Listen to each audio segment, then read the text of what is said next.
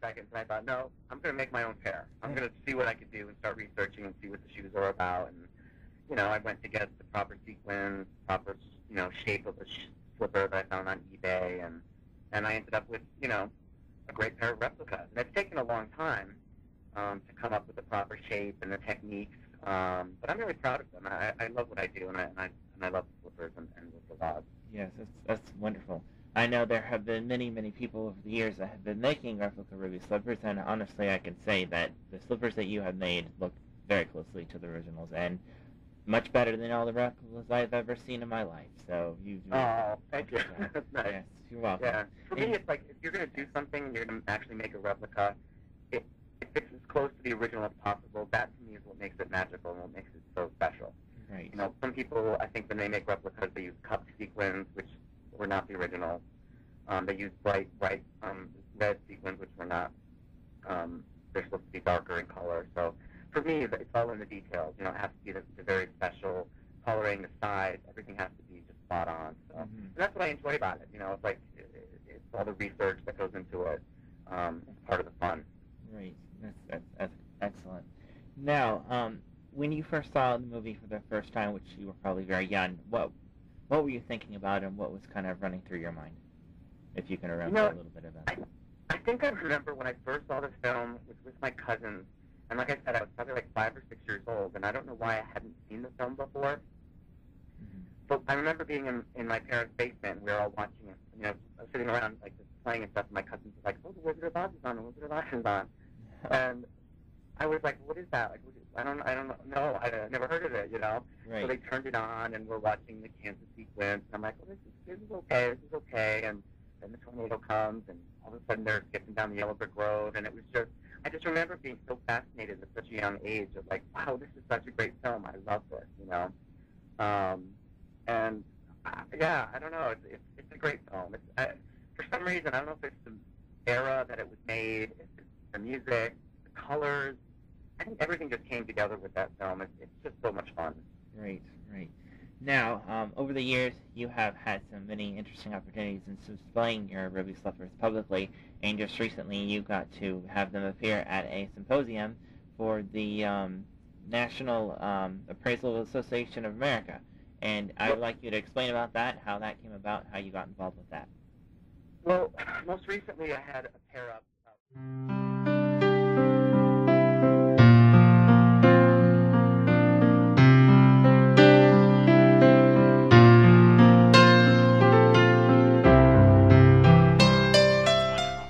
Now, you have recently taken a very big step, and you've recently self-published your own book titled Lost in Oz, and you're putting this comic book series out very soon in the next few months, and I'm sure that you must be pretty proud of yourself, because you have pretty much designed your own official website, as well as you put together the graphics too on your site.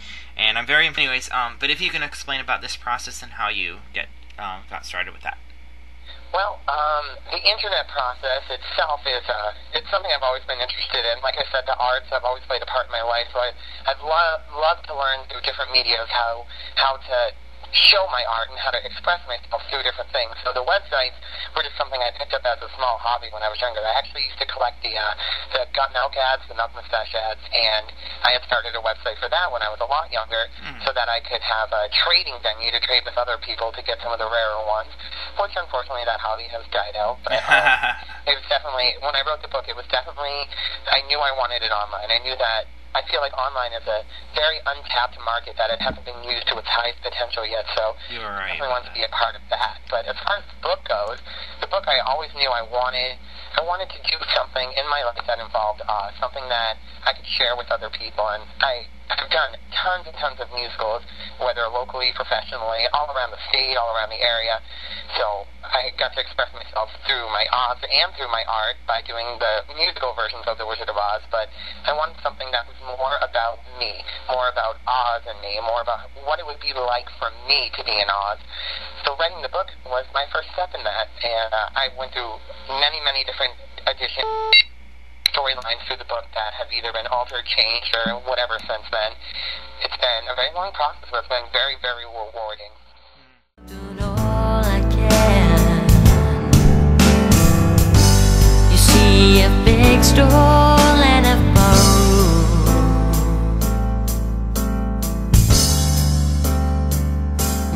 why I'm easy. I'm easy like Sunday morning, yeah. That's why I'm easy. I'm easy like Sunday morning.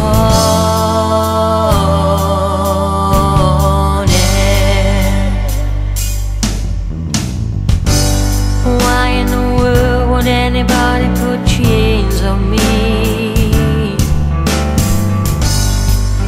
I've paid my dues to make it.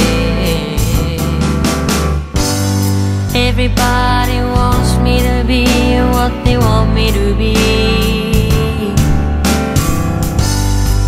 I'm not happy when I try to fake it. Oh no, that's why I'm easy. I'm easy like Sunday morning, yeah. That's why I'm easy. I'm easy like Sunday morning.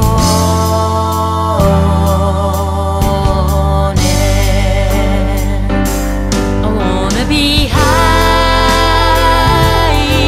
so high.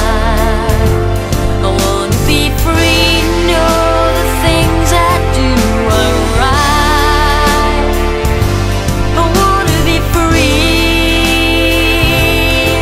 just me.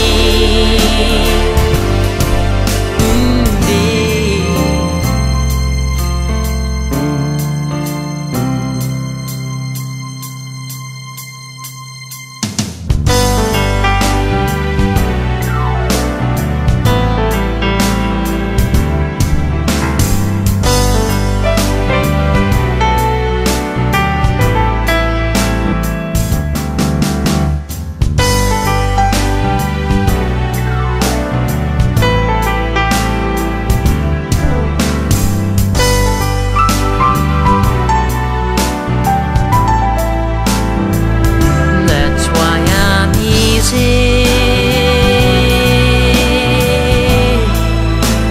I'm easy like Sunday morning, yeah. That's why I'm easy.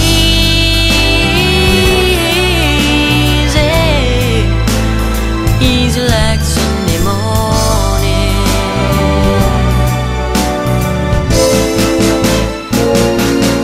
Because I'm easy.